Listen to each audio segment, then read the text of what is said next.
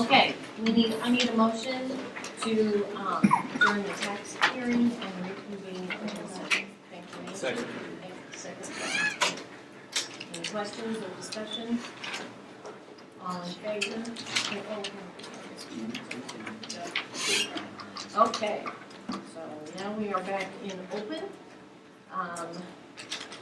So if you would stand with me, we'll start with the pledge of allegiance. I pledge allegiance to the flag of the United States of America and to the republic for which it stands, one nation, under God, indivisible, with liberty and justice for all.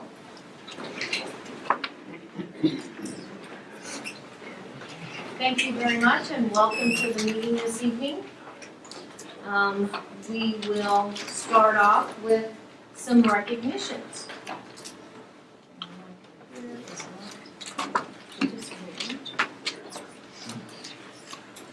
Okay, so we'll start with high school. Yes, we will. Students, we can So many good things to say, right? Well, my computer might be dead, so. Well, okay. You want Dr. Isaacson to do it for you? Oh, I can. Okay. Oh, you can just be extremely helpful. All right.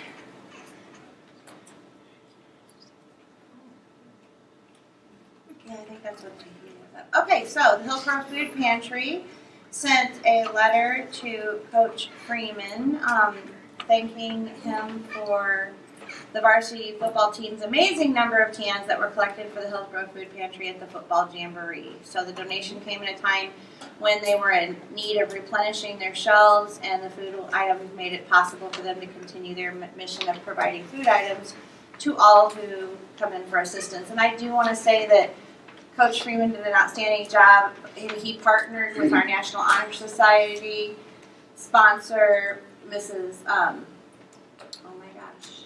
Stephanie. Good grief! Stephanie Oliver. So they did a good job at HS and football coming together to do that. So it's really cool. And who thinks of having a canned food drive in August? So that was really nice. And then I would also like to recognize the following students who represented our school district at Boys and Girls State this summer. Allison Dietrich and Lena Riedenauer represented our ladies team to Girls State. And then Tim Silva, Peter Moravec, and our very own Michael Wright also were there. And we were just so proud, and we've heard nothing but great things that they brought back to our school, but also that they did while they represented our high school. And we appreciate that very much. Very good. That's awesome. All right. We do not have any visitors signed up to address the board, so we'll get right to it. We'll start with the consent agenda. So do I have a motion to approve the items on the consent agenda as presented?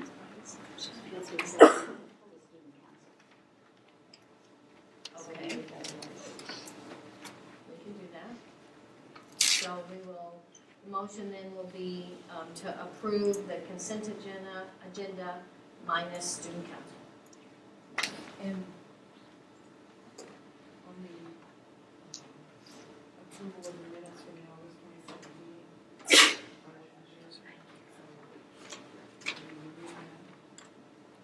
We can. Do that separately. Okay. So we will then pull the minutes and the student council item.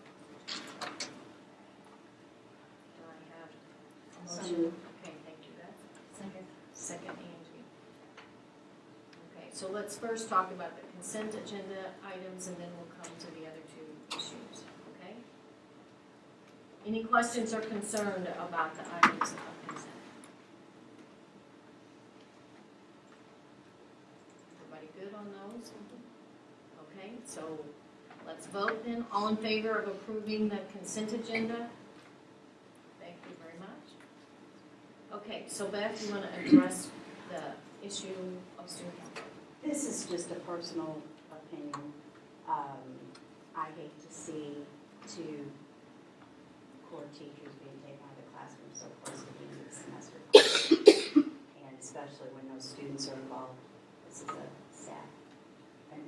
sponsor only. And so I just. Okay. And they did not attend last year, is that correct? Correct, it's in every other country. All right. Yeah. So, I need a motion then to approve the student council. I make a motion. Thank you. Second. Second, Rob. Any other discussion on that? All in favor of attending the conference, raise your hand. All opposed?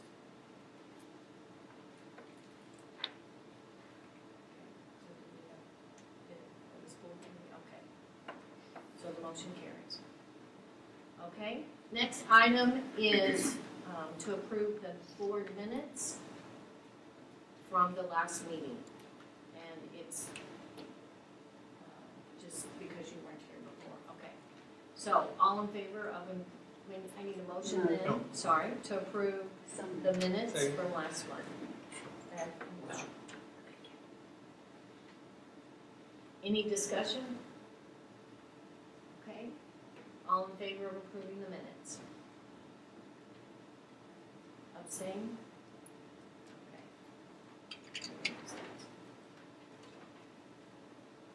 Okay. That takes us to reports, and we'll start with our superintendent report then. All right, just a few items of note. We talked last month about the homecoming parade changes. I've included the PDF of the waiver form for individuals that will be driving in the parade, and kind of the structure that we're going to use is for outside groups, to ensure that people are protected. If you have any questions on that, feel free to just follow up with your questions on that. I want to recognize Kelly Gedge. She earned her Certified Administrator of School Finance and Operations, the SFO award. The school business professionals who earn the SFO certification have proven that they have the required knowledge, expertise, and fiscal credibility to lead their school district and effectively manage the district's finances. The FSO designation is granted to highly qualified school business professionals who fulfill multiple requirements, including demonstrated certification, eligibility through work experience and education, passing a comprehensive two-part exam that tests competencies in accounting, school business management topics, and adhere to the ASBO International Certification Code of Conduct. School business officials who have earned the CFO certification commit to ongoing professional development, renewing the certification annually, and undergoing recertification every 3 years. Just as a point of reference, last year at WASBO, when they recognized the SFOs, there was 19 in the state of Missouri who had earned that certification. And Ms. Gedge joins kind of that small fraternity of people.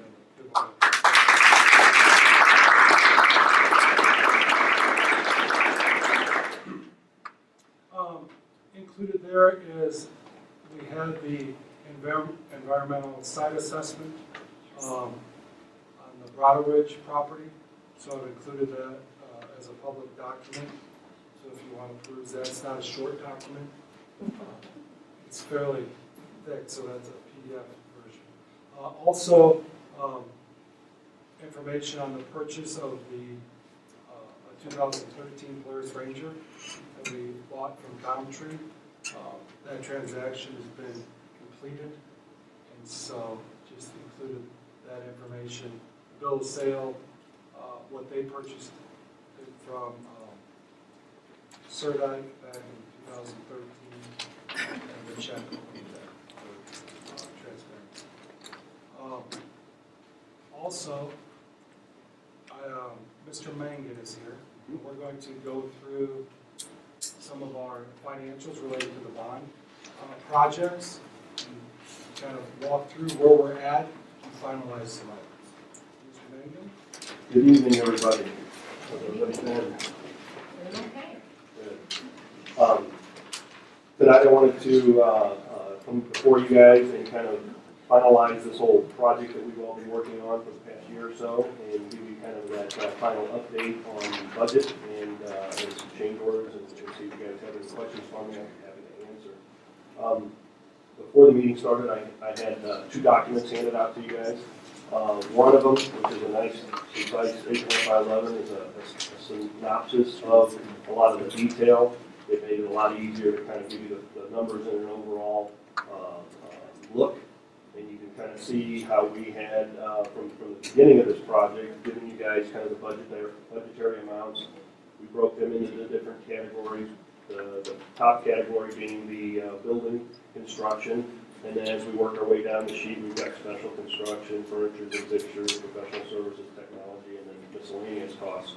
And we've been tracking these numbers throughout the project the entire time and keeping you guys updated on how that all works. The second sheet is kind of the breakdown of all the information on this sheet. And in there, we go into some more detail showing some of the change orders and the batches that Ray and I brought to you guys throughout the year, and then some additional breakdowns on some of the allocations that we had, both in the signage and in the furnitures and fixtures.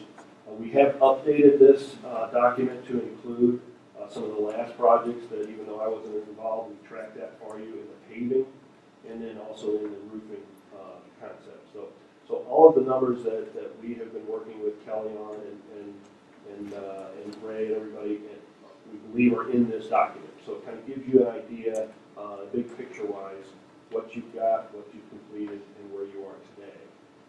A couple of the last minute change orders that we have that we're finalizing now and we'll be giving for signature to them are for the junior high and for the elementary. At the junior high, we had some costs that we were finalizing the girls' locker room, the existing locker room, some water heaters in the restrooms, recirculation pump in the science room, and then we had a additional cost for some brick allowance. Then in the elementary, there were some last minute costs of some.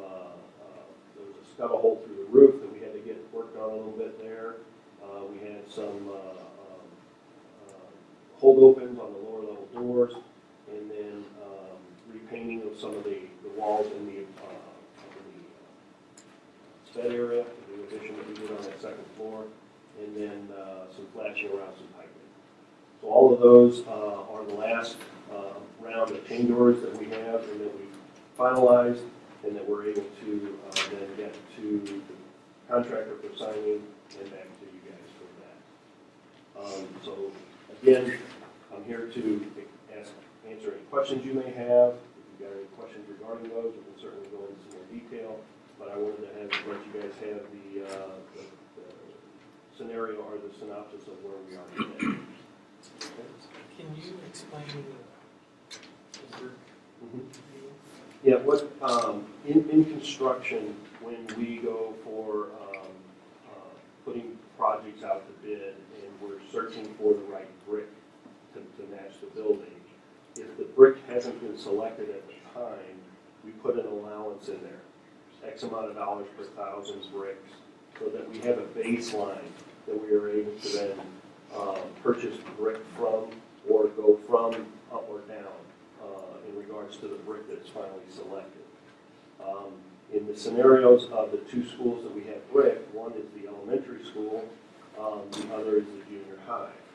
In the elementary school, we had a situation where the brick that was finally selected by everybody, that brick came in at 60 cents a brick, or 600 per 1,000.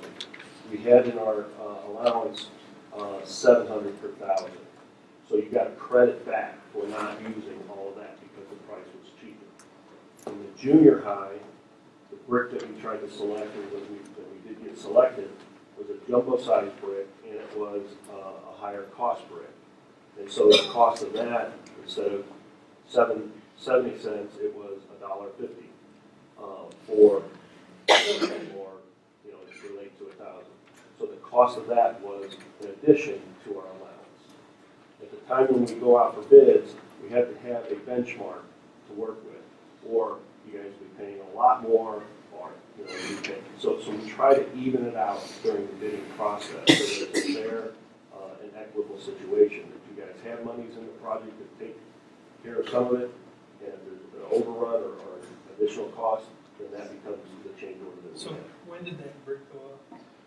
The brick went up in, I think it was by October, it was completely installed on the junior high. We started, I think, in October of last year? yeah, 18, yes. And the change orders now? Yes, yeah, and that's one of the things that I had some heartburn with, obviously, as well as Dr. Isaacson. We had meetings with the general contractor, telling him that, you know, what's going on here, why are we just now getting this information? A direct answer to that was that, you know, this was the cost that we received from our brick supplier, and that's what I'm passing on to you guys.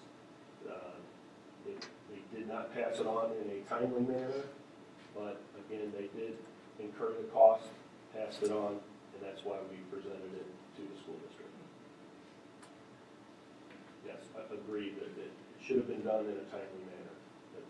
There's no question, I don't think, on anybody's part that should have been done in a timely manner. And when we visited, when I got, this change order came to the district in July, and I denied it on the premise of that. Subsequent conversations with Mr. Mangan and Rockmiller is, and I shared this with Mr. Mangan when we met, is when we looked at the brick, and this was probably April or May of I think it was May of 18. 2017. So it was a year prior, It was May of 18, I believe. May of 18. Right. And when the brick didn't match, because I asked a question, when they brought out the brick samples, what was the question that was asked?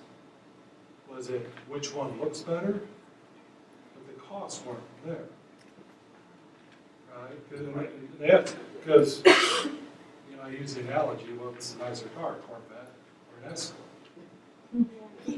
You know, if, how the question is phrased, and so, of course, that was the best looking brick. And we now have that brick in our buildings, we do. Is then the bill doesn't come for that, and it's double the price. Because of the question, I said when we met, if the question had been asked, what brick looks the best, is it worth doubling the price? Or maybe there's something closer for a little bit, can we get closer for that? Which is frustrating from a transparency standpoint. Right? I shared those thoughts with both parties. Another part to this is, vision of Brockman was I called Richards Brick. Said, hey, my name's John Isaac. We're thinking about having a building project. I need 30,000 brick. They quoted the exact time. They quoted me a price 7 cents cheaper than what we paid. Which on 30,000 bricks is about $2,000. Brockmiller has lowered our price. So the original was 25,000, and they brought that down to the price. And I asked the question, I'm like, I've never laid a brick in my life. How do I off the street call? And that's Yeah, something. and that is something that happens. In the brick industry, the manufacturers fire brick at a certain time. Okay, so they gather their clays, they make the brick, they fire them, and they stack their yard with all kinds of brick pellets. And then it takes about a year or so to sell brick. Okay, if you're starting to run low, the price starts to go high. If they've got a abundant supply, they sell it. You know, it's cheaper. So again, I don't know the facts of whether or not when Dr. Isaacson called, they were on sale or they were selling it for the right price. So that's kind of how you've got to look at that. It's not a set price from here to whenever everybody gets the same price. It's not how that works. So I think that's why at the time when he did call, he got a cheaper price, and I'm sure the contractor will build a building today you would probably get that price instead of the price that we had back when they purchased the brick. My concern is not really about the price of the brick, but that this charge, how can we do due diligence for our district Correct. when we find this out a year later? Right. I We can could have done a tell lot you. more for the teachers and students if they had a different color brick. Right. I mean, I can tell you that back when we were trying to select the brick, there was, I'll bet you, 15 to 20 different bricks that we tried to get that would match your existing brick that's on the building, to allow the building to look cohesive. Because if you remember well, you all know that junior high, as you drive up in your new parking lot, it looks great. The brick that is on that new entry element, we wanted to match the brick at the cafeteria area, so you had your kind of bookends with the white in the middle. If we would have selected a different color brick or a different style brick, it wouldn't have matched as well. So by finding that brick, we were able to select that out of a number of different bricks that we could find. Most of them didn't match as well, and that's why we selected that brick. What we did, we gave the contractor, this is the brick we would like to use. It went on, we didn't hear anything, thinking, okay, we're within our budget. It got built, we moved on, and everything came across, and then we get the information from them. That's kind of how it works. Goes for the back of the building. No, it's all the brick that we use. It's the brick on the front entry where all of the kitchen area is, the classrooms, as well as the back gymnasium area. So it would have made a difference if we would have used a brick that didn't match well visually to the building. I think it would have been. So since they took so long, how much did they take off? Or what are they trying to appease us with? Rock Miller took off $2,000 to the current brick price on there. And that's where I struggle is there's bricklayers who are waiting to be paid. I mean, it's like those small contractors are the ones who haven't been eating it right now. The biggest issue with this whole thing, and I visit with Mr. Mangan, is we may have established and settled on the brick. It's transparency. It is, then we know the cost, and it was like, for 25, we have to, for 25,000, we still have to do it. But then we know that going into it. Because it feels, when you get the bill and the walls are up, you know, is, and I asked, I said, John Isaacson is building that house, or a smaller contractor. They may say like, hey, John, those are double the price before we put them in. Is as a school, they're like, well, they got the money. That's what I don't want contractors to do with us. Is we want that transparency that goes before the board is, these are the two bricks. And it Is it worth the circumvents our choice of, okay, do we really value the looks more than the money we're losing? You know, that's a real choice. We don't necessarily have to worry about a look. Brick is brick. So now the brick's on the wall. And we did, I mean, and we got the brick and the people that put the brick in and sold us the brick did what they were supposed to do. So that's why I've approved it. But thank you for. Sure. And we did do the due diligence, as you mentioned, of checking the price, you know, I mean, so it was the market value for that brick.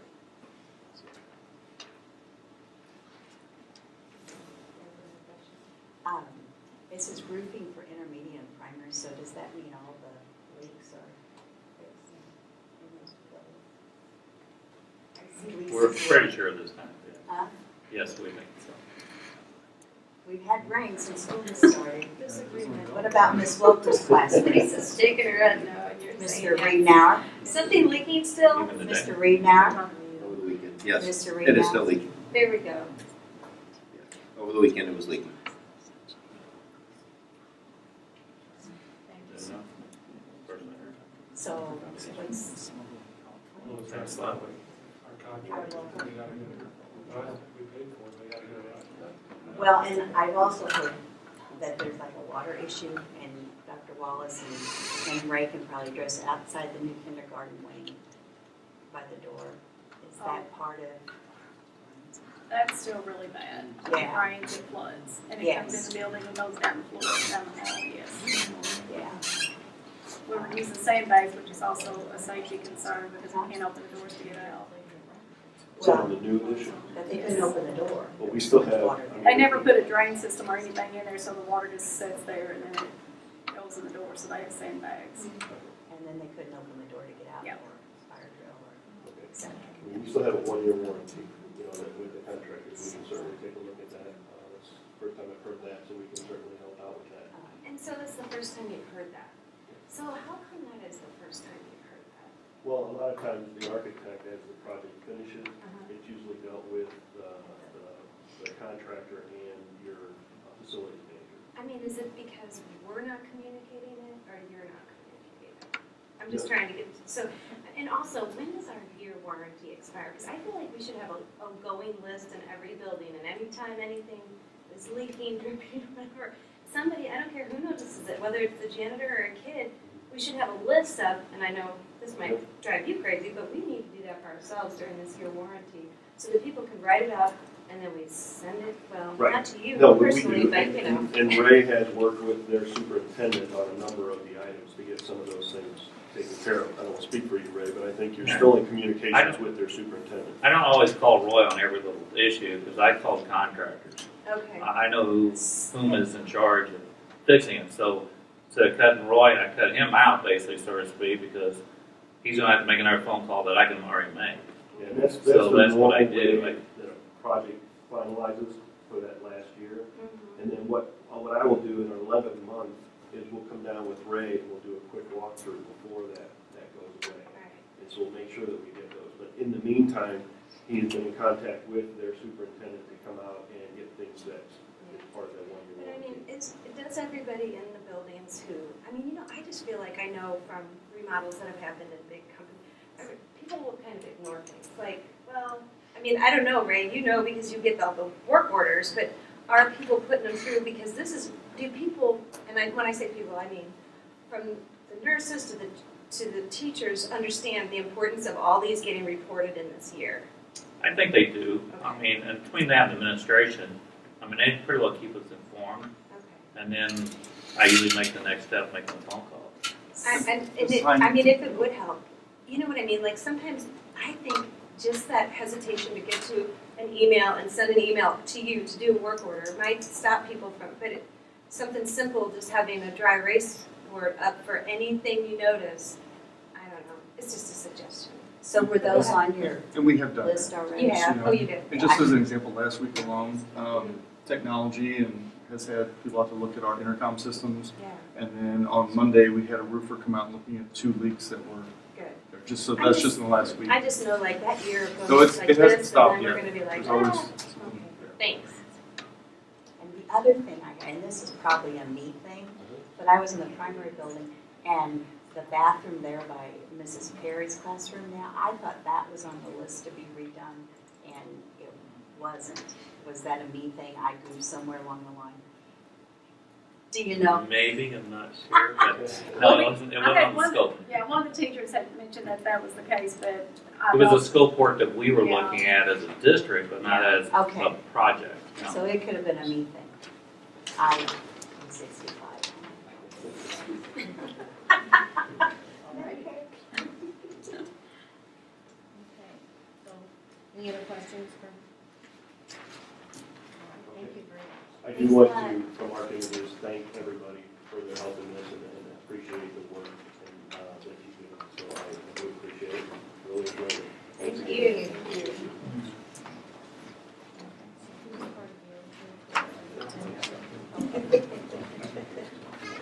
All right, so we concluded with that report, and we'll move on then to facilities and grounds.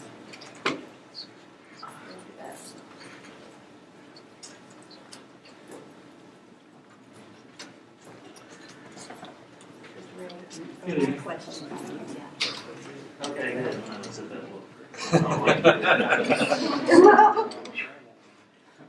I fall asleep already. Those are the questions I had for you. Okay. Well, good evening, first of all, and hopefully we'll answer some of the questions we do have. That's what we're here for. First, I just got back from a trip. I wanted to thank everybody. I got to go to the Missouri State, or Missouri Plant Manager Association meeting. I just come out of that conference about 5 hours ago. So, anyway, so if I fall asleep, it's not my fault. No, just kidding. Do want to just recap a little bit. I hope we send you some information this month. There's still a lot more to come. And talking with Dr. I and so forth, as you've seen, we're going to work on the committee for the facility committee, which so many board members are, of course, on it. We are going to start working on that as meeting and grouping, and if we've got a new property that's coming to play, we think it's going to be a good idea to start doing some group meetings and start looking at some of the stuff we talked about, some of the things we talked about this evening. Those are issues and things we want to look at. I know we talked about HVAC systems some time back. You're going to see a good report, but I want to go through with this with the committee, make sure we're all on the same path first. So I'm hoping we're going to start getting more data and more important data that's going to be more precise. So let's start seeing that a little bit better. Some things we looked at this past month or so, and we're going to show you a little bit quick video. Of course, Aaron said it's not quick, but that's okay. But anyway, some things we're working on. The lighting at the high school, happy to report finally, and I know where Eddie is, I'm sure, that we did get the lighting fixed out there. The main pole, one of the big main poles, that was quite a pass. Thank you to Ryan Hope Electrical that helped us get that all fixed. But we are working on another issue at the high school that we ran across on the parking lot lights. If you've ever gone through there was early morning or late night, we lost a lot of lights. We've lost actually 2/3 of our lighting complex, which includes most all of Young Hall, up to the part that primary handles for us. We are looking at that. We are going to start working on that project. Now I'm back. Like I said, I've been gone for the last couple of days, and I will be back on track with Ryan Holt and a couple of electricians to help us get underway and get that all fixed up. So it should take us 2 or 3 days, of course, unfortunately. But we think we know where it's at. We know what the problem is. We know how to fix it. But it's going to take a few days to do that. So if you notice the lights out, I know a lot of administration have, a lot of kids I'm sure have, that might have told you that when they come early in the morning, when they have to come here for band practice and stuff first thing in the morning, yes, it will come. So we are aware, we are fixing. So we'll get that right away. Homecoming's coming up. Everybody might be excited about that. We'll stay on. That's 11th. Be ready for that.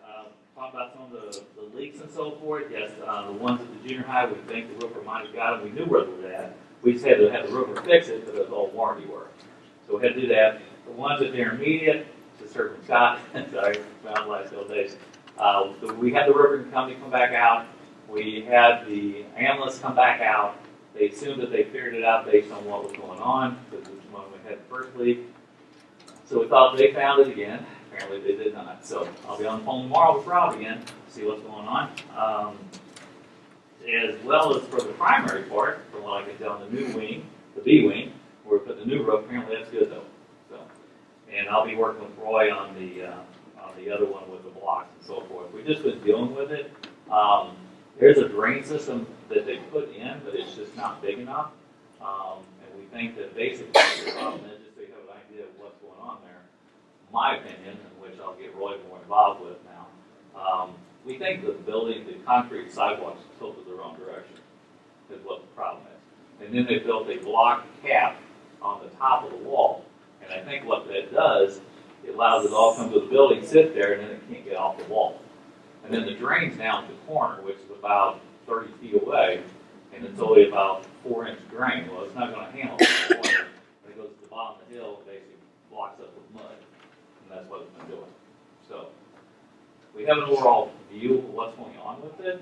We just have to deal with how to fix that. So that's what I'll have to have Roy help me with that on that. So I mean, but silly, you shouldn't have to fix it. no, that's what we're going to get Roy. All right, I mean, I'm We just. came up with solutions, believe me. To try to keep it from getting inside the building. That's what we did, basically, is trying to keep it from going in that building and damage the inside of our building.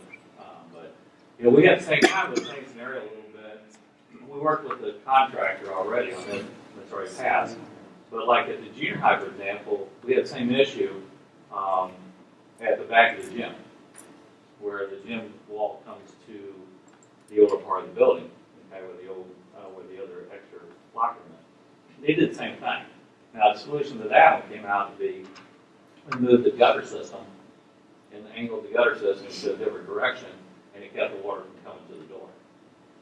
So now this is not going to be quite as quick, but we found that one, and we just go with the vendor, with the contractor, we fixed it, like I promised. So, and we'll get this one done. We'll fix that. So, but that is something we have to deal with, and we will. So that takes care of that part. I did want to thank Mr. Ramsey and his group. His students are actually helping us with landscaping and so forth around the learning center here and some of the intermediate, and they're getting ready to venture out a little bit here and there. So they've been helping us as well. So thank you to him and his team, kids and stuff, for helping us out there. Good news for Mr. Renardo. I did have one good news. The RT5 is working really well. That's why we had to change the big coil in it, and wound up having to change the smaller coil in it a little bit as well too. But the big one that took the crane to bring it in, bring it up to the roof and get all hooked on, was at least good. So they'll have heat and air conditioning on that one, so they're good to know. And then there and that, some of the other HVAC systems, we're having some issues here and there, but we're working on. We're working with AC Systems. They finally got the junior high weight room fixed. We don't have rusty equipment. Thank you very much. Took a while, but they did. Primary's come up with a really good plan. I think Dr. Wallace and Ms. Catskill come up with a great idea. I don't know if you've seen this now, but they changed the parent pickup. And I don't know if you've had an opportunity to see what they did, but we rerouted the parent pickup because some of the teachers were almost getting run over in the afternoon. It was really getting very dangerous. Not to mention the kids. And the kids too, Yeah. yes. Yeah. But but we are really dangerous there. It doesn't matter how people drive sometimes, I guess. But anyway, we brought the sidewalk or the crosswalk up to the top of the hill instead of going all the way across, down the hill, and all the way across. It worked out really nice there. At the top of the hill, they can see the whole thing. And then we also shut off or closed off the first lane closest to the sidewalk, which is closest to the building. So the only ones that can come in there now is the minibuses. So it works out really nice. And I was talking with Regina. They've already even talked about maybe bringing the minibuses in on the east parking lot first, too, to keep that traffic flow even more out there. So see how that works. Parents are still going in to pick up the kids. They're still going in. They just go the one entrance or the lower parking lot, the teacher's parking lot, the lower parking lot. They can still go in that area, but they also closed off the area where by the dumpsters. And so we closed that off with the horses too, so they make sure no one can get in there because that's what they were doing. Parents were coming flying in there, get parked by the cafeteria, go around and grab their kid, and want to fly out, basically. Well, it was very dangerous. So they fixed all that, so they've done a good job getting that, hopefully for more safety versus. We just stay a little bit busy with the work orders of the 159 process for the month of August. I sent the report in to you for the yearly performance and evaluation. If you have any questions on that, let me know. I try to update that as much as possible, and hopefully that looks a little cleaner. Also, hopefully, I believe I passed the list of all the painting we did through this past summer. I was pretty impressed with that list by the time it was done. So Tammy and Dava and Victory Church, all of them did a great job helping us out. So there's a lot of rooms and stuff got done. It looks really nice. So I was very proud of that one. I was really made when I got that all done. We also attached a list of just kind of the projects we worked on, the bigger ones. Not counting the 337 other work orders we had to play with, the small ones. But we think that we accomplished a little bit, so hopefully it was good for the district. Aaron, you ready for a video? Okay. Aaron says it's a longer one. I didn't think it's that long. Anyway, some of them might be a little quick fix and everything. We tried to kind of make it at least helpful and kind of show you what we've been doing if you hadn't had an opportunity to see it. So that's all this is for. So I just want to show you the whole building in case you didn't remember what it looked like. That's where we started the paving project, of course. Yeah, wasn't it nice? So much better. This is where we had the lighting in on everything. We did it in the front and everything. So all the signing we tried to make a little better, looking throughout the district, more as we go forward. This is some of the things that Eddie and his team's done already. I don't know if you've ever seen it, but it's really amazing. It's been a little while, but they did an awesome job getting that accomplished. This year, 2 gyms, once they got finished, coated there at the high school. The wet training room, we put a new rubber pool ring because of the trainer, tried to keep it more sanitized. And this is where our power washer guy came in and actually helped us clean the bleachers and the building. They're a little bit fast, it's kind of hard to see, but they're really nice. They really cleaned up very nicely. Bleachers really needed. This is where the directory has helped us, and thanks to Dr. Freeman helping us out. This is some of the things that Coach Freeman and his team did, as well as Mr. Marino. I think that looks cool. They did a great job. They painted it, put a new signing on it, and of course they tore down the press box what they did. That's a secret, you start believing. But they did a great job. This is some of the rooms we did here, just to kind of show you how some of the things. This was a fun one where we watched the new switch gears go in. That was cool. Junior high got the new bathrooms redone, the floors were redone, kind of like the high school. They look really nice. This just shows you some of the waxing and some of the stuff we've done. This is amazing. This is the junior high gym floor. If you remember what it looked like, and now what it looks like now.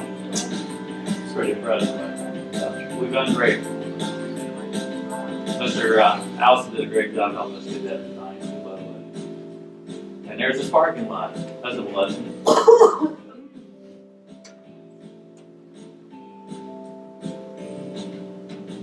What's neat about the parking lot is in both parking lots, we've actually got them re-tilted so the water doesn't go to the building actually now. So, this is just plaques and stuff that we put in. This is some just buildings, what these custodians do for us during the summer, and the hard work that they did.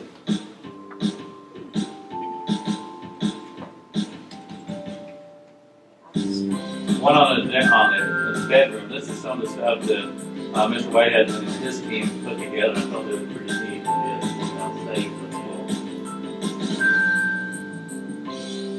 You got a new dishwasher? Yeah. They bless you, by the way. They appreciate that. Some of the things whenever the church was here helping us. It was amazing watching them work together. That was all the process. It was amazing watching for that new roof on. I just stayed out of the way. That's right. You're like doing all this paperwork. That was a lot. Yeah, I did. I tried to. That's their swing study. You haven't seen it awesome. PTO people and everybody over the primary. That was awesome. Really appreciate that. Kids love it. They're out playing on the other day. This transportation, this is their old sign, their new signing that they got, and it is up. This one's not up yet. This is what it looked like. We're doing both sides, of course, and reverse, of course. And this is some of them now. The 13 and the 12 not up yet. Those are separate signs, actually. This is where Tim's trying to figure out if we should mow or not. Not tell you why there. Let's cut it for hay, that's what I say. But- Too late for hay, thank you, right? Yeah, but the sign for the elementary and the junior high is not up. I apologize. We're still working on building frames for these signs, but there'll be one in front of the elementary, right at the corner circle, right when you come in. Yeah, junior high is going to be just on the corner, so there'll be a sign showing where the junior high is. Because we have that question a lot, so we're not. There is a sign comes at the top of the hill that's still sitting out in the shop that's been put on. But we're trying to do some of the signing upgrading. We go with the new logo for one, and then also to keep up with Mr. Marino. Just hitting it. I was really impressed with the window decals and all of that. Yeah. I mean, it's really Yeah. very, very cool. Right. So I think we've done great as a district, and what we've done with these projects show it, and I think the community knows it, and we thank you, and I thank you all for what you guys do as well. And Ray, we thank you. You work so hard for us, and that's why I say when you guys find something wrong,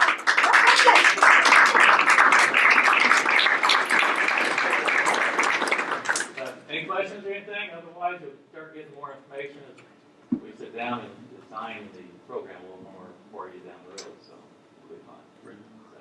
So, all right. Thank you. All right. Thank you. Appreciate it. Okay. Financial report is next with Kelly Lynn.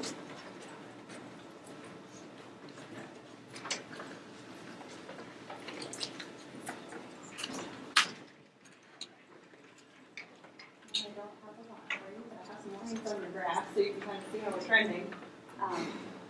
The blue blue line up top, up high, is where our fund balance is now in total. So that includes our debt service, that's why it's so high, because we built that balance in the debt service fund last year. Aaron, scroll down to the next one. There's a more true picture, that's where we sit with our operating funds. But that's great, because we're moving on that same trajectory as we do every year, so. Now I'll have to report with the financial statement. We're running right on track, right where we should be. The audit, our auditors called me last week, I think. They were supposed to be in this week. They bumped it to October 7th through 9th. The lead that used to be on our audit, he's out at Jefferson College now as doing finance. So they're down a person, which is fine. And they're going to approach it a little bit different this year. They're going to bring in a whole team, which is good. We have some new faces that we'll be seeing, and they're each going to kind of work on a section. One person will do like core data and attendance, one will do transportation. They'll all kind of attack different areas, so they'll be in and out quicker, just a few days, so that'll be good. And a fresh set of eyes looking at our books, so we appreciate that. Yeah, that'll be great. As far as the revenue goes, tax rate we will approve later in the meeting. We had the open hearing earlier. Planning on keeping the tax rate as it is this year, just divvying it up a little bit differently. All I have to do is see. Do you have any questions for me? Thank you. All right, thanks, Leslie. All right, we'll move on to technology then. Aaron. Good evening. Hi. We submitted, had 339 work orders submitted, completed 349. To give you perspective, last year this is over 100 more than last year, so we kept real busy at the start of the school year. Chromebooks, we've deployed all the Chromebooks, all the organizers to put those in. So the buildings and the students are able to enjoy those and start working with those. We've deployed and built over half the staff computers at the high school, so we're still continuing to finish up that deployment. And then we also had a new security camera server installed at the elementary, and I sure finished that for us, and that was to handle, we were already really overloaded on our server anyways, and so the new cameras in the SPED edition really put us over the edge, and they experienced that at the beginning of the year, so that new server really helped with that. So now we're able to handle all the cameras at the elementary. Thank you very much. Okay, and our student advisors, I think, Michael, you have something to present this evening? Yeah, I have a presentation. Aaron, do you have it, or is it, I don't know. I think it's in the board packet. I just It is. Yes. Okay.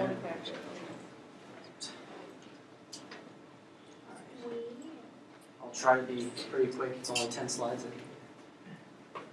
Alright, so I guess what I wanted to do is kind of share my perspective of the education system, it being my senior year, and I'm kind of finished up public schooling here at Hillsborough. I'm kind of in America. I just want to kind of give a perspective of that education student, or of that education system from a student's perspective. I don't know if that's something that all you guys get very often, and so I just wanted to kind of give you guys some feedback. I have a very dramatic title. It's not that bad. But yeah, so I have a few things, some constructive criticism sort of ideas, and in the end, what I kind of want to do is, in the next few days and weeks, is get feedback from you guys and kind of develop my opinions even more so of the system that I've just gone through, and maybe give you guys some things to think about at the same time. So, all right, let's get it. Thank you. All right, so this is why my title is the way it is. I'm not going to read all of that. If you guys want to, you can. Basically, what I'm saying here is that I believe that the purpose of education should be to prepare students in the best way it possibly can for the society they're going into. And I further that by saying that education should reflect the needs and the norms and the intricacies of the larger society. And I currently don't believe that education is doing that to the best of its ability. All right. So here's a couple brief history examples of that. So if we look at some of the first public schools in the U.S., founded by Horace Mann and kind of pioneered in this new nation, those schools really focused on moral education. They wanted the students of the country to really take on American values so that the country would continue to exist. It was new. We want to make sure that its ideals live on. It makes sense. Your education system reflects your society. As we move into World War I, World War II, we go through the era of industrialization. The needs of society kind of shift. So we're not so much going, we need to preserve the nation. Our nation's well-founded. Now we're moving into, we need a competent workforce. We need to fill up factories. We need to build things. We need to expand our economy. So, in that spirit, our education system really reflected that. It's where we take on a lot of the ideas like Taylorism, where we want to organize our classrooms, have a student ranking system. Everything needs to be mathematically modeled so we can see where everyone's at, so we can put them in their proper places so that they know they can function in our industrializing world. All right. Thank you. And I feel as though that these ideas have been built on since the era of industrialization, but they're also very similar in today's classrooms. We see a lot of the same sort of ideas that we did back in the era of World War II and World War I, where students still learn largely the same, and a lot of their education is based on standards and ranking them, sort of GPAs and standardized test scores and things like that. And I guess I'll finish this kind of idea up real quick. I see going into workforce here and going into college here soon. I see the needs of society as needing people that can innovate and think creatively, and I don't necessarily think that the education system set up the way it is right now contributes directly to those types of ideas. All right, keep going. And here's just a couple of examples of that sort of same idea. It doesn't directly reflect societal values. I guess I kind of just said that. So, all right, then keep going. All right, so here's a couple of the things that I think kind of can negatively impact students, and first thing I have is standardized tests. And the reason I have standardized tests up here is because I feel like whenever we look at individual class curriculums, standardized tests largely narrow what teachers can teach students because they have to teach them a very specific set of information that's going to show up on those tests. So it restricts the amount of information that teachers can teach, and what students want to learn, and what they're interested in, aren't necessarily emphasized within specific subjects. And then, if we keep going, the next thing here, I thought I took away that slide, but anyway, math, science, and English are kind of the main things that are emphasized on standardized tests. But in today's world, math, science, and English aren't the most important things. They're essential for functioning in society, but beyond a certain point, they're no more important for some children as art or music, where in today's world, a career in arts or music or social sciences is just as practical as a career in law or mathematics, that sort of idea there. And students aren't ranked according to that. They're ranked only according to their math, science, and English scores on standardized tests. And so their value as a student isn't directly reflected by that. Even though they might be really good at something like art or music, it doesn't really show up, and their value isn't really shown in that aspect. All right. Okay, so now I wanted to move on to a couple things I think I've considered that might help with these things that I've seen. And the first of those is student-led learning and giving students the ability to kind of go into the things that they're interested in and giving them more of an opportunity to have an influence on their own education. Another thing is problem-based learning, which would focus more directly on expanding general cognitive capacity, just thinking skills on the whole, instead of targeting specific subjects like we do right now.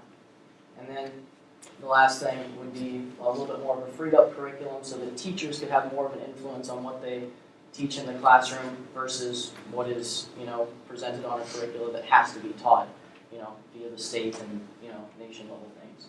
And I put this over here. I know that a lot of these things are not things that are directly applicable to Hillsborough, because we're confined to, state and nationwide standards. But I guess we could probably go now on to the next one. But I just wanted to kind of introduce the idea that me as a student, I see these things as possible, like weaknesses within the system. And if, I'm, off base, it'd be great to get feedback and, kind of develop that opinion. Or maybe, introduce something to you guys that you guys might want to try to help push towards. So I think that kind of wraps up most of what I wanted to say today. I think there's one more slide. Yeah. One more thing on there, maybe. So yes, feedback. So I would really appreciate any information you guys can get me that relates to this sort of thing, or if you guys like the presentation, or if you disagree entirely with everything I have to say, it would be great to kind of get some feedback on that sort of stuff. And anything else? I know I talked about Isaacson a bunch yesterday, and he was asking me a ton of questions that really made me think about some of the things that I had going on there, and tossing things around in my mind for sure. And then the last thing I want to say is if you guys are interested in any of this stuff or reading into it, I have a full research paper that's based on these ideas. Wow. If you want to read that. So, all right. I hopefully Thank I didn't you, take too much time. No. Thank you. Okay. Thank you. A very much.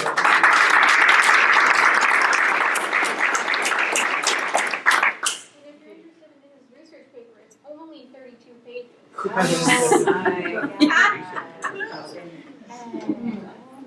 How many references on there? Well, there's 2 pages of references. Okay. So it'll be Wow. 34. That's awesome. Thanks again. I would like to talk to you at some point, because you're speaking about some of the things I saw and that were really, these are some of the existential questions for public education. Yeah. I mean, there are alternatives that are growing, and public schools are weakening for the very reason they're not serving all the people that need to. That's what I think you're spot on. Thanks. I appreciate it. Okay, so that concludes our report segment. So we do not have any unfinished business from last month, so we'll move on to the new business section. And the first item has to do with the tax rate. So we met earlier this evening and Kelly presented the tax rate to us. So do I have a motion to approve the 2019 tax rate as presented? Thank you, Renee and Angie. Any comments or discussion regarding the rate?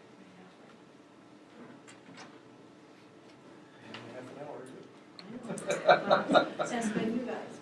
All righty, so the motion is to approve the tax rate. All in favor? Very good, thank you very much.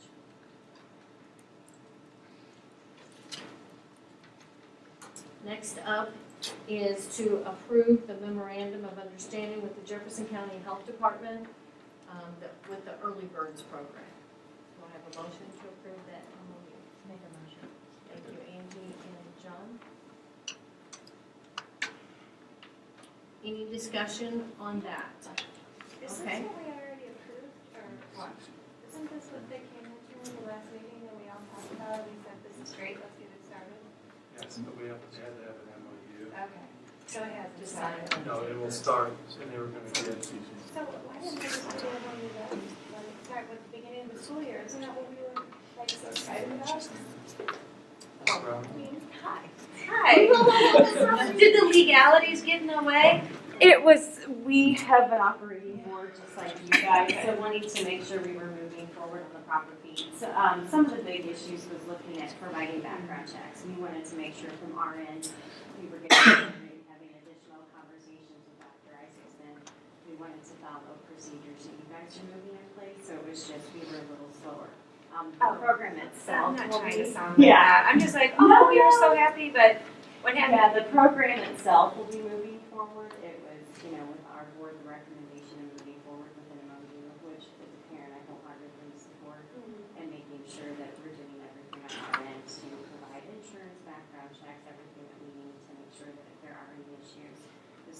staff, that school are protected.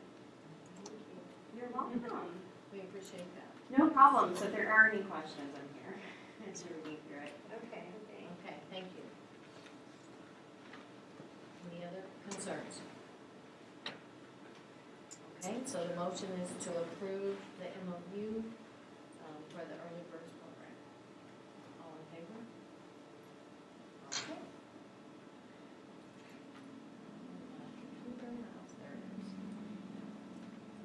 Next item is the MOU with Jefferson Franklin Community Action Corporation for the Head Start program. So I need a motion to approve the MOU for Head Start. Thank you, Angie and John. Any discussion regarding that program? Okay, all in favor of approving the MOU for the Head Start program? Raise your hand. All right, motion carries. The next item has to do with the change orders that were discussed earlier during Dr. Isaacson's report. So I need a motion to approve the payment for change orders at the elementary and junior high for $32,140. I make a motion. Thank you, Angie I'll second. and John. Any other thoughts on that issue?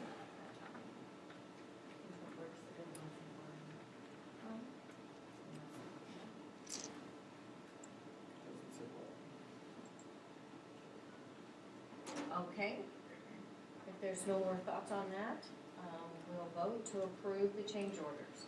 All in favor? Okay, thank you very much. The motion carries.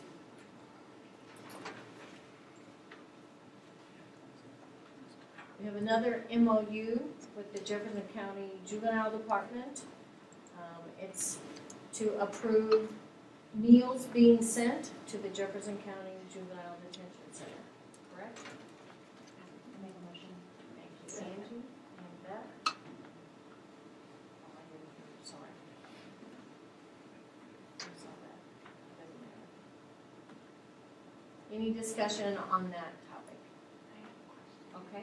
How many more meals are we gonna have to, how many, what's the estimate on kids? They have an average, it fluctuates, they have an average, some days there are 0 students down there, some days there's up to 10, maybe 15. And it says they were getting the meals from the jail and that they were not up to standard. What does that mean? They were It was like loaded bread. bread. Because it's for, but it's the same food that they would be giving the adults that are incarcerated, right? I would assume so. Yeah. Their Interesting. jail food Good. You know, tell us No. all about I have a friend who works down at Potosi, and Wait, that's a what? level 5. You had it a lot in Potosi? No. I'm sorry. I have a friend who works as a prison guard down in Potosi, and I'm telling you, No, I'm sure it's. he has good. terrible stories. I just, so, I had no idea where they got their food and that's Green just eggs really and eggs. interesting. Yeah. Okay, It's free healthcare. so we have a I have another motion. question though, I just read this, it's including the weekends?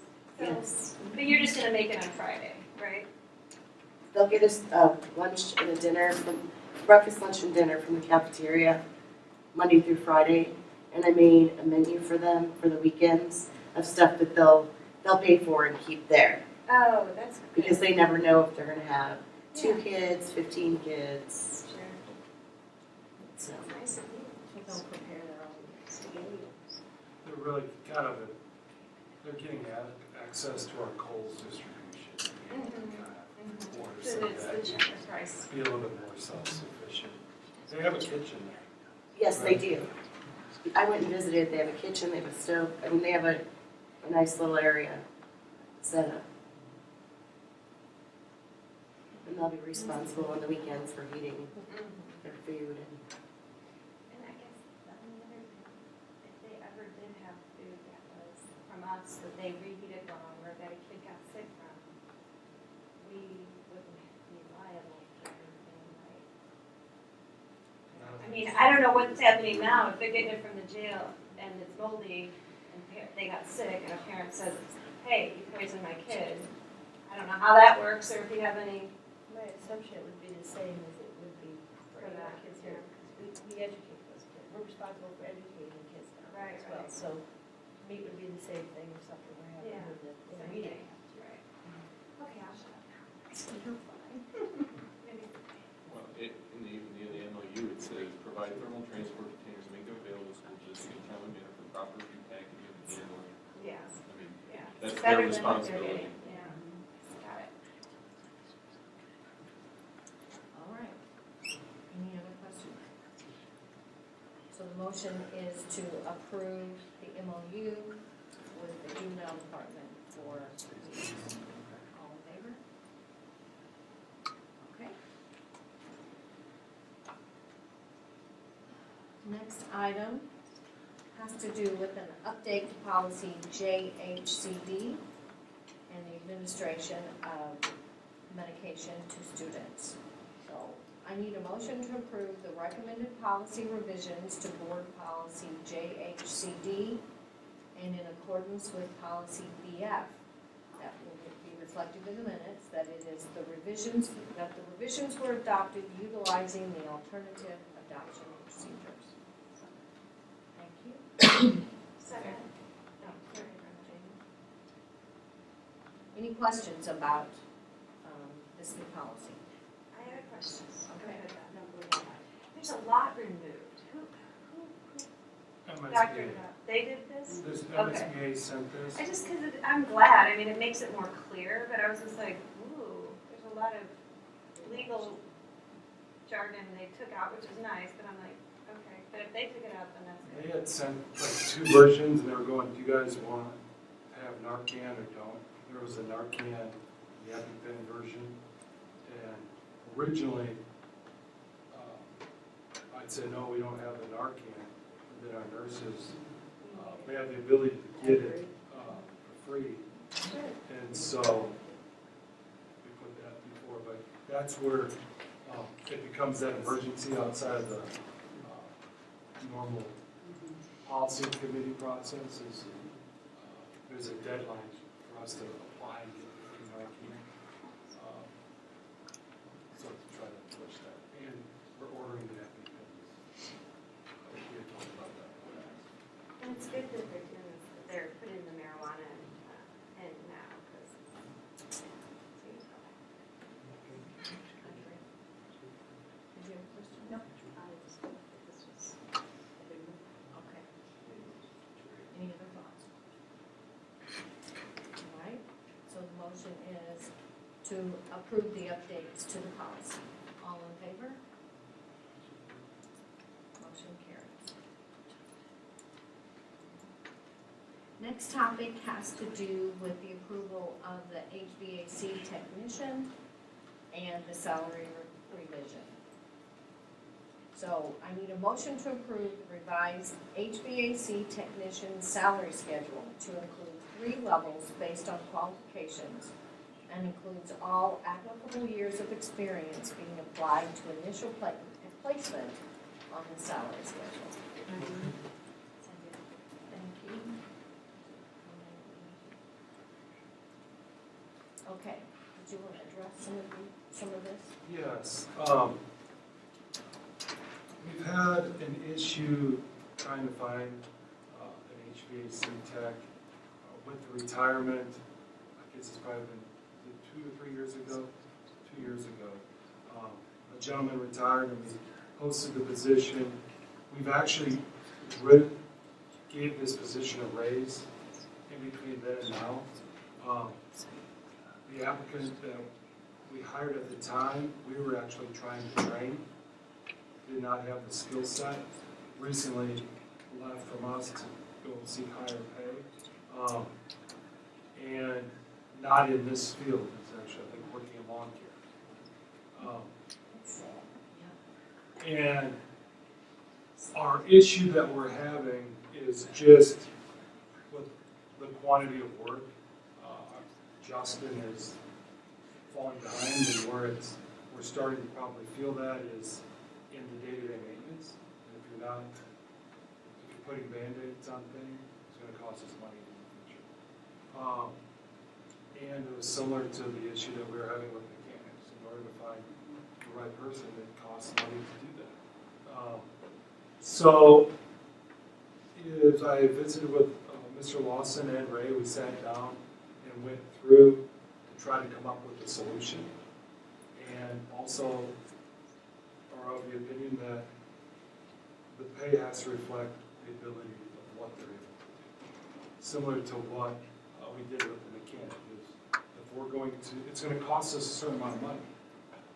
And money's the money. If we're paying somebody in-house, it becomes more efficient rather than hiring someone that doesn't have the skill set, you're still having to go outside. I put out a message to all the HR professionals in the state of Missouri, kind of on our school HR thing, as well as Moasbo, to just get a feel for what are our schools in the areas pay. You know, because we're not a shop. You know, it's not what we do as a business. And I've gotten responses from Park Hill, which is near the airport in Kansas City, that give us some kind of a background. They have 3, now they have 12,000 students. And they have a lead 1, or HVAC 1, HVAC 2, and a lead HVAC, which I kind of use that same format. Francis Howell responded, they have 5, a much larger district, where they have a range of pay from $19.88 to $32.98. Also, a foreman starts at 25, but goes to 42. I met with Justin today just to have him look at, all right, this is looking at what the other districts are doing. Is our approach of looking at this is we're higher somewhat at the spot at the beginning than Francis Howell. When I look at like the lead tech, it's $2 more than Francis Howell. But it finishes up $8 less than Francis Howell. It kind of brings it into that, hey, we're going to spend about $65 to, 54 actually was to $70,000 for HVAC, rather than getting up into that $80,000. So our goal is to find a level 2. Is really not to find a level 1. So that level 2 that's able to do a lot of the compressors and those type of things. And try to stay ahead of it to save us money. We're falling behind it, and I think long term that's going to cost us more money. And Justin's just not able to keep up with that one person. And so we're putting some Band-Aids on things. Maybe filters aren't getting cleaned potentially in time or in a timely manner, which puts more strain on units and further creates issues. So our hope is that we can find someone. And so this is what we're going to have to make a change in salary. Anything else I'm kind of missing on that, right? I think you covered it very well, sir.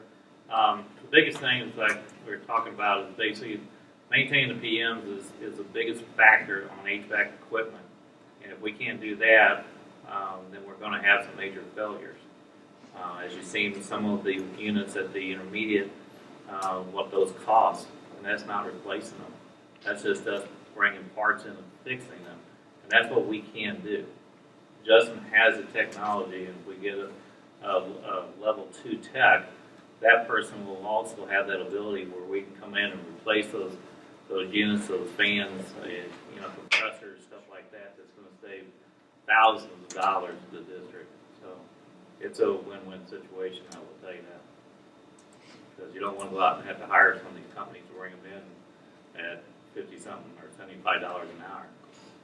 They're tough. And I know that, Regina, how's the mechanic situation? It is fantastic. We really do have an excellent tech. And I think if we wouldn't have changed the salary, there's no way we could have accomplished what we have. He's very, very well trained, knows what he's doing. We're very happy. Thank you for doing that. I mean, I guess that's, think ultimately will save us money from transportation side, I hope. I mean, early returns on that. Yeah, we've changed a couple of things already, but of course, we have some big things that we have to fix right now, but in the long run, it is gonna save us money because we're not sending these things out to get them done. So as far as labor, he's saving us a lot on labor, a lot. And in having things towed to other places too, if we can't fix it where we're at. And with him having that knowledge, it is saving us it will be saving us a lot of money.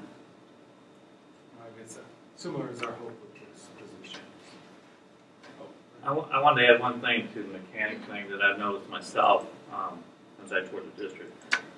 The new mechanic, Mark, has taken also time to show Gosha how to fix certain things. That is amazing, the knowledge this man has.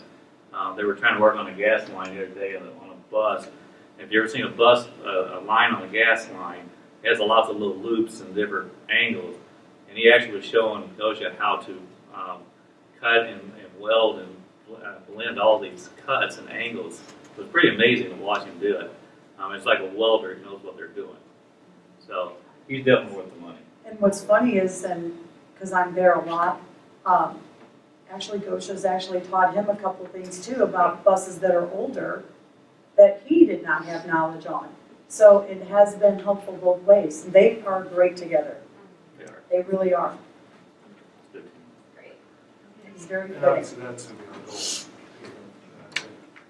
To update our candidate pool. And Yeah, we did that with the mechanic. It was a neighboring school contacted me because they had an open mechanic too. But, we had 12 candidates. They had none. They're like, hey, have they filled their spot? Not that I'm aware of, no. And it's kind of, sometimes it's like, that makes a difference. Because one have Yeah. you know, obviously. They're gonna go where they can make the most.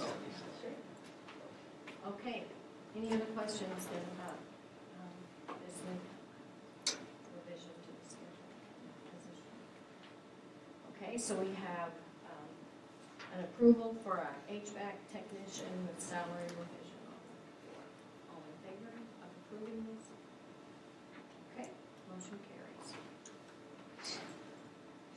Okay, next topic has to do with approving a road and utility easement off the Leon Hall Parkway. So, you want to discuss it first? Or do you want to, since we haven't really discussed it yet? Yes. Aaron, can you open up the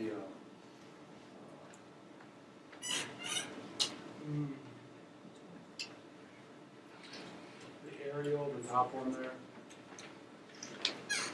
Is what we have is a scenario. Tomorrow is our scheduled closing with Comtree on the Grotto Ridge property. When Mr. Hurchin did the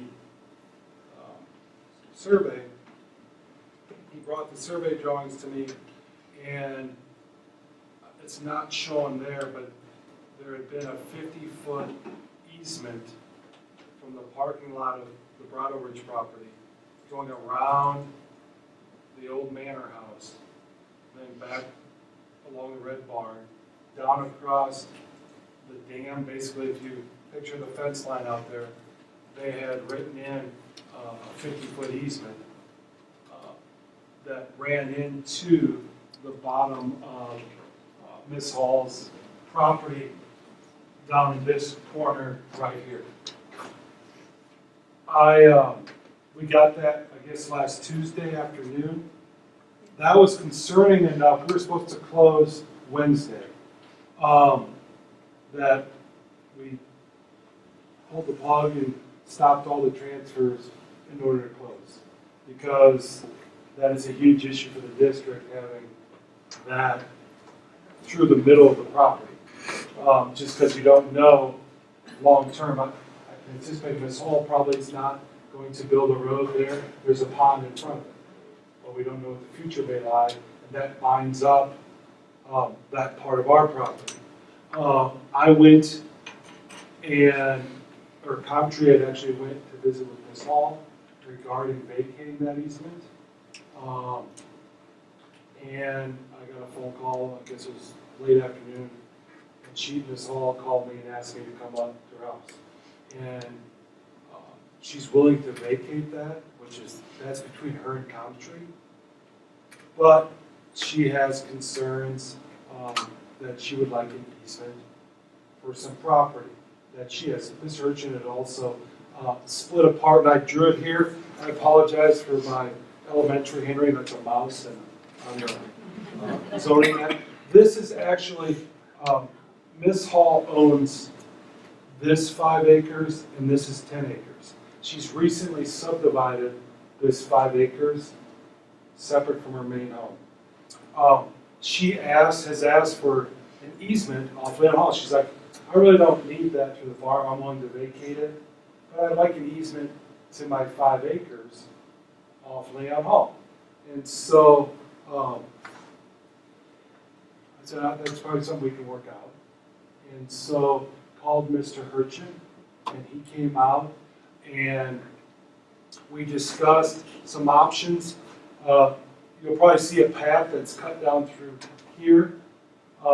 He had started to draw in an easement. I felt bad because I think he probably spent about an hour cutting all the trees out down through there. But the land lays really nice as we were looking at it. It was the most direct route to this corner piece. But from a district perspective, we don't know where the future may lie. It's flat enough that you could put a building there, fields, etc. Is visiting with them, I'm like, what about down near the bottom here is where that water runs, and there's like a ravine off to your left. And if you kind of walk, this is where we have the proposed easement. It kind of, it's a little ledge that goes between that flat area, it comes down, and the ravine on your left, and it lays nice for a road. And the thought process is this. At some point, when we close on this, we're going to need, it'd be nice to have a road to the back side of our property. So that if we ever need to build a school or any type of building, buses could come in, access Leon Hall, and eventually, then the road is going all the way out and it leaves the main farm intact. All right, in order to do that, we're going to have a road there. And so, and I asked her when I visited with her, I go, we want to find the best road that works for you, but we may be driving school buses. It has to be mutually beneficial. Would that be okay with you? She's like, sure.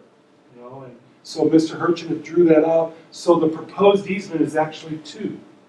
Is us conveying an easement to her along Leon Hall and through this part here, and then she's conveying an easement to the district because we'll actually cross her property at the best, where Bill thought the best place to go, so we have an access across her property to get into Hillsborough.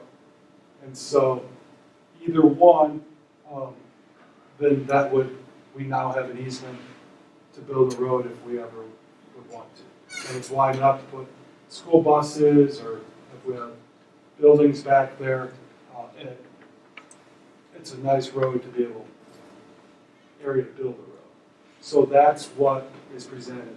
If the board would approve this, I have a standing meeting with her tomorrow at 8:30 to take the deeds up there. And then Comtree is also going to meet us because she would then vacate that deed so that we can record it at closing time. Then it's not on the title as showing for title insurance, etc. Then that would be removed, and Mr. Hurchin will then give us new drawings with that easement in the middle of the farm no longer there. So there's no risk to somebody, somebody purchases this and like, well, I want to subdivide that or something, and I want to build a road right through the middle of the farm. That was the concern. So the goal was to put a mutually beneficial road easement that would work for both. She's talked about doing high-end housing, and she wanted a nice road in there, so I think that would work for both and allows her to have access to do that. And that road, the length of that road wasn't very long, it would have to be from the Leon Hall to, No, it's not very far. I mean, I think he said like 750 feet. Because I was like, was that? It's here to the intermediate commons probably is the distance there. It's not very long at all. Because her property kind of, as it comes up through there. As you'll see where that stake is if you drive along the high school. He's put in a stake right there, and that's kind of where it would run. Out of curiosity, and just purely curiosity, did she mention what she was going to hope to put on the 5 acres she subdivided out? She'd like to build like high-end houses. On 5 acres? Okay. That'll put us, get our families there. So, So is the geometric design, is that for us as it exists now? Yes. Is it? I see. So she is very excited to work with the district. She's very excited that she came up and visited the office yesterday. So she's excited. So that's what's before you this evening is those deeds. There's 2 of them. They said there should be 1 vote. to remove one and put a new one. Well, Remove one easement. the removing one is not us, Oh, because that's right here. This is Comtree. This is between them and Miss Hall. It doesn't impact us at all. How we're impacted is we're actually working on something with her. In lieu of that, is what you're voting on is approving receiving an easement on her property for a little bit, and then giving her an easement. So she would sign both. And since this was not the original deal with Tom Tree, we'd still be getting, it was like the easement swap a little less than what we included in the bargain for. You said you might. Comtree, yes, I actually sent the bill to Ms. Kirkman and asked her about that. She is already sending the $700 surveying to their CFO to pay for that. And so I sent that to Ms. Fadler as well today, and the recording fees for them to take care of the surveying of that new easement. I move to accept the approval of the road utility easements actually on all parts of this.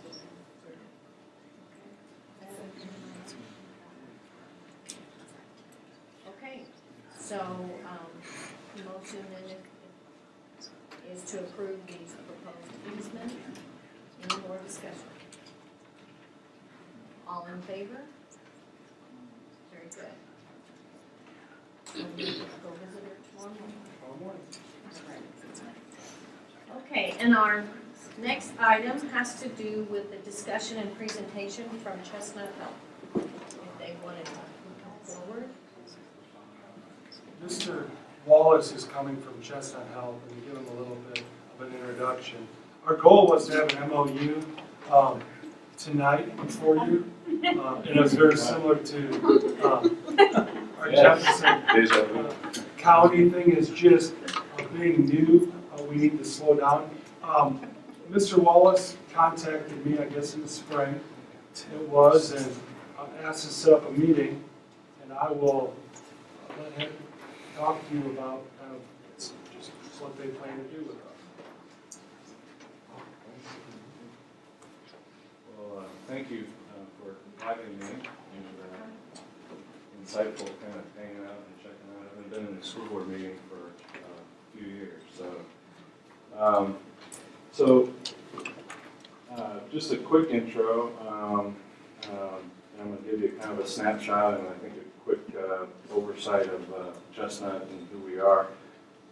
But I was hoping to have my counterpart, Amy Gabert, here. She was moving furniture this weekend and she's laid up at home. But she is our clinical director, so our clinical expert, and our vice president of integrated care. So our project that we're going to be doing in Jefferson County She's the top person. She's born and raised, lives in Festus, and graduated from Herky.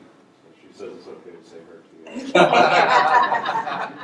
But she couldn't be with us, so I'm kind of going to give you the snapshot. But really, earlier this year, beginning of 2019, we were invited by the Jefferson Foundation to apply for funding.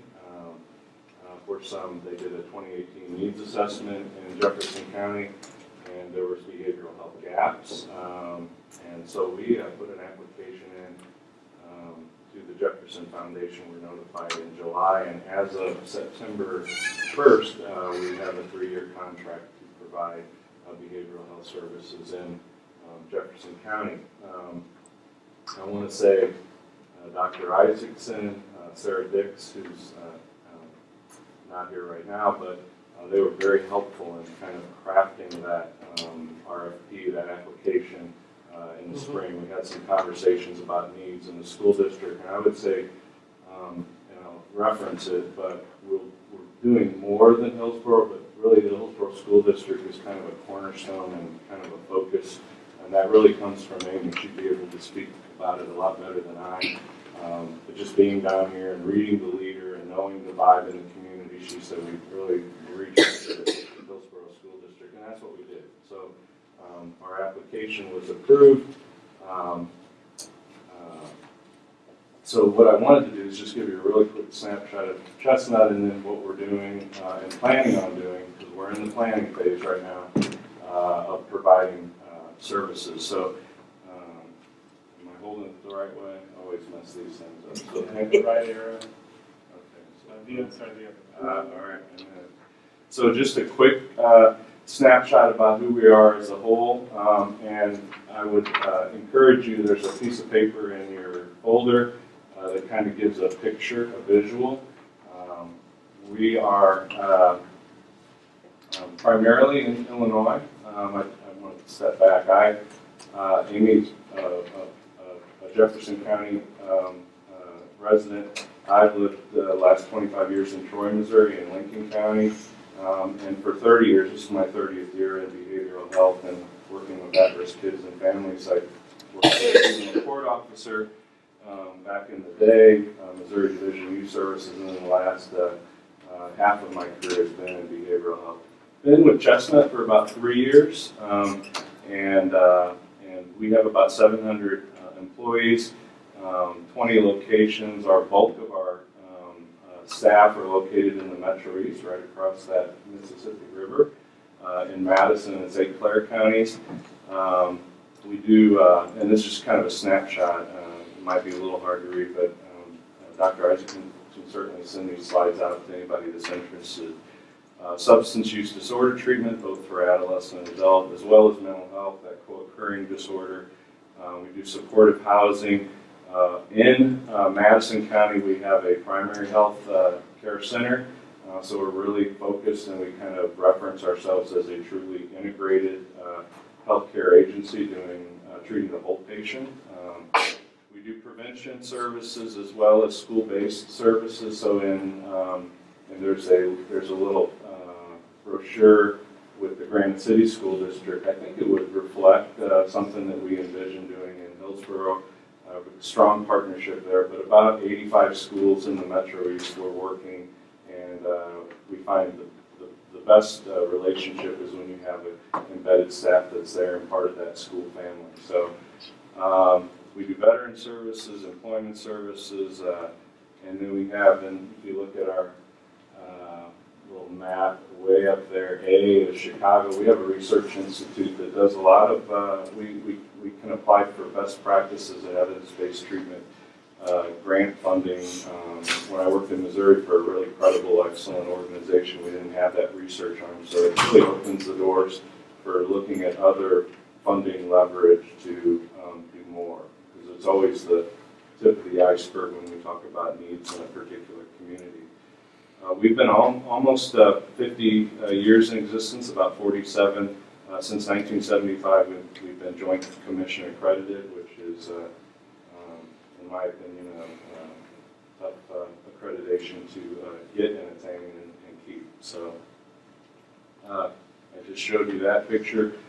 You may or may not be impressed. This is how I was in Bloomington, Illinois this morning at a community leaders breakfast, and I saw this on the PowerPoint with the J for Jefferson.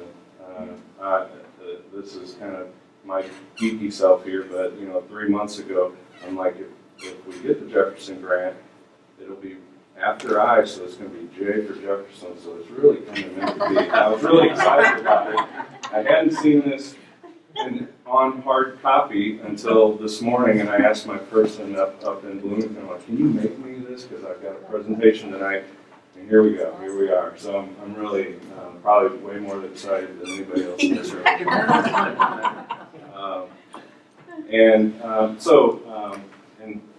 So just a real quick slide presentation, but I think the focus is what are we doing? So I found since September 1 and maybe a little bit before that, we've been meeting with lots of stakeholders, the court, community partner providers, Jacqueline with the health department and Kelly with the health department, the school district, and trying to take in and really kind of get a pulse of the community needs. Because the foundation has given us the latitude of being flexible, and really what we're coming in with our funding, it's a blueprint, but we really, other than Amy, I think she's got a really good pulse on Jefferson County. We want to come in and listen and as we build this. So what we envision in this Jefferson County messaging that we've kind of put together within the last week really kind of shows in Jefferson County as a whole from September 1 to September 1, 2022. It's a 3-year grant providing the following services. Mental health treatment services, including school-based counseling, that's both mental health and substance use. We can go into the whole co-occurring disorder, but we really understand that a lot of individuals and kids that are in need have multiple issues to be addressed. We have a percentage of our grant that is funded for an advanced practice nurse to be able to prescribe medications. A need that we received from the community needs assessment is some youth and children coming out of residential services have a long waiting list to get medications prescribed in the community, and so psychiatrist appointments and things like that, it's a long waiting list. So via telehealth and via psychiatrist supervision, that's something we're building. Have we hired somebody just yet? No. That's kind of as we put this project together. That's another piece of the funding. Also doing substance use disorder for adults. One of the focuses of the foundation was to address some of the needs in the criminal justice population. I met with last week the director of the probation and parole here in Hillsborough. Some of their needs are relapse intervention. So when somebody gets clean and sober or they're going to counseling, what kind of support systems are out there to help keep them clean and sober? So that'll be something we're addressing and putting together. We have funding allocated specifically for adolescent residential substance use. While it's not specified specifically for Hillsborough, it could really serve any youth in Jefferson County. I feel because we're doing a bulk of services here that type of funding would be probably focused here in this district first. So kind of a big snapshot of what we're doing in Jefferson County. And then if I can give just a couple of examples. I talked to Amy on the way down here. What we're envisioning from what we've heard so far is some of the components of our programming in the school. Mental health first aid. That's a training that could be for not only families and administrators, principals, school personnel across the boards, PTO groups. It really is something we do on a regular basis in our school districts in Illinois, and wherever that need is in Hillsborough and beyond, we can provide that. We do a lot of crisis intervention, so we're very much interested. The health department has got some things up and running with other partner providers, but really being there, we run 24/7 crisis lines in Illinois, and so we have staff that are used to, on the turn of the dime, being there when something happens and providing that best practice. And then Amy asked me to mention one of the things that I found that the foundation was very open with is we were able to create some funding for incentive funds. So if there's a student out there that we feel might benefit from going to a summer camp and doesn't have the money to pay for that summer camp, we can support that.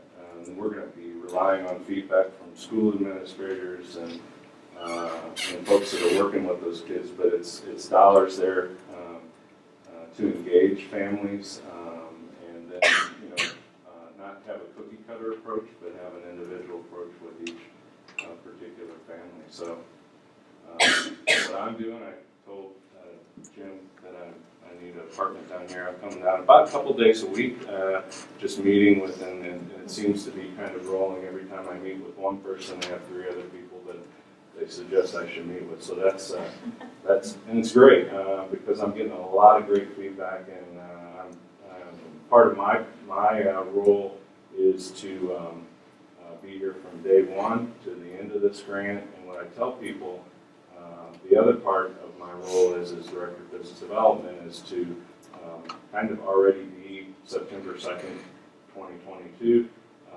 and working to leverage funds and find sustained dollars so year 4 just doesn't go away. With grants, that's a big issue with grants, that funding goes away. So I'm actually meeting with some folks in Jeff City on Friday that are kind of building that and knowing 3 years is like this. So we want to continue to grow and leverage dollars, that this is kind of a long-term solution and not a short-term solution. So. And kind of explain, we'll be putting, kind of explain how we're putting people in buildings and. Yeah, that's like a major point. So we have, for Hillsborough specifically, and I told Sarah and Dr. Isaacs in this, we take your lead. You say this is where we think you would fit best working with our other community provider partners. But at this point in time, we have 3 full-time staff. Counselors, they'll be LCSWs as we hire them. I think the feedback that we've gotten so far is with the alternative school and with the high school. And then our project supervisor, who's yet to be hired, who I put my 3 cents in, is finding somebody from Jefferson County that's committed to Jefferson County. They would oversee the entire project, but a portion, probably at least half of their time, would be doing services to support the Hillsborough School District. So really 3 full-time staff in the Hillsborough School District. I mean, I know what building, but did they get an office, or did you have all that space and? We've already been down. Yeah, that you've been down that road. Masking tape. New walls. That's a true story. We're carving the space out. Yeah. 'Cause that's, Yeah, no, we had a big meeting and we literally got the masking tape out and Dr. Isaacson literally laid it all over the floor, and we thought about where we thought doors should go and we figured it out. It's gonna be awesome. And then at the Learning Center, have you determined the location? We've determined a couple locations, and that's what we're working with Mr. Riedenauer, maybe confiscating one more room from him. Junior high, we're talking about the old counseling center, before they moved up, is we're going to have to move our resources, because we actually have too many resources in a sense. So I don't want to ever say that, but yeah, we're going to have to move some people around to make it work. We're so excited. That's a problem to have. So what are the next steps? Were you putting together an MOU for us to review? Yes, and that's where we're working on that. And,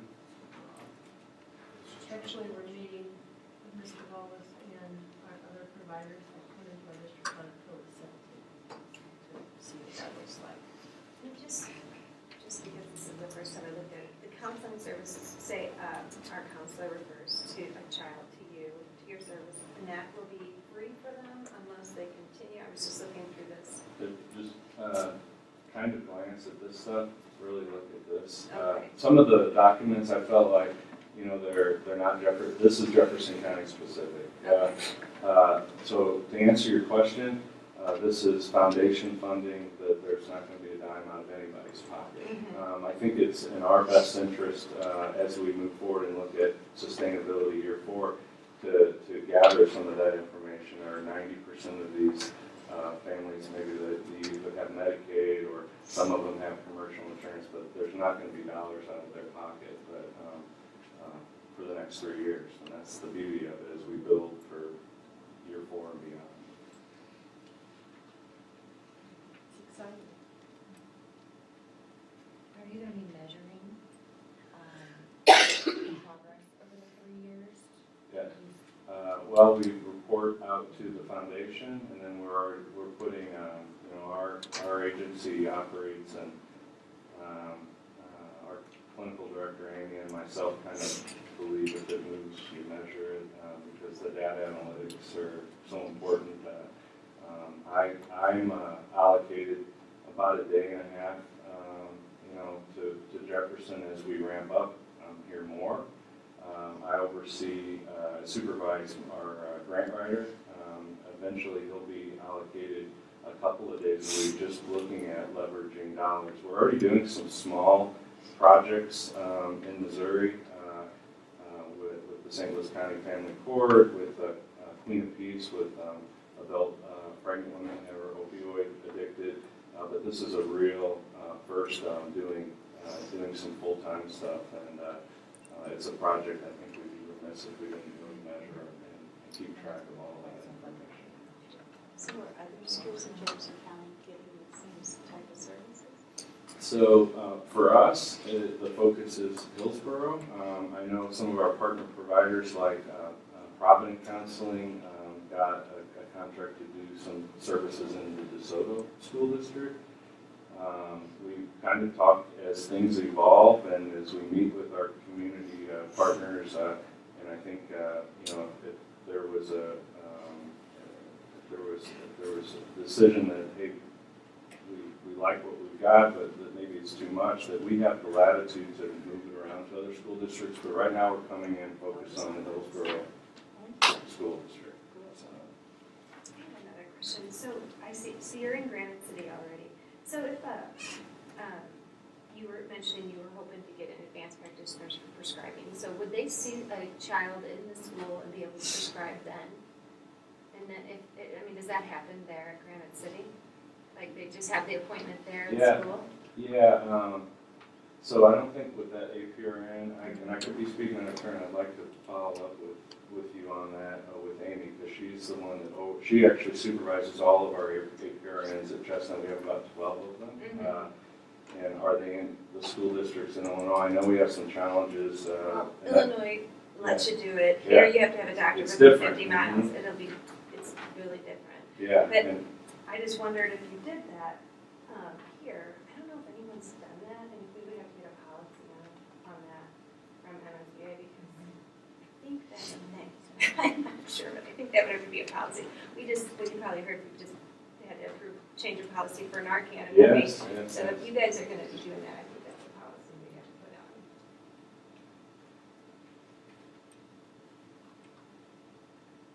I'll do some looking as well and exchange contact with Dr. Isaac just to make it work smooth. We don't need any more delay. Get huge clearance savings. What are we saving money on there? Just if you're interested, at the bottom of this one pager, my email address. Feel free if you have a question. This messaging will evolve as we hire our project person. That person will be the point of contact, but I'm always around. So again, so thank you so much for having me, and I'm very, very excited about this opportunity. Thank you so much. Thank you.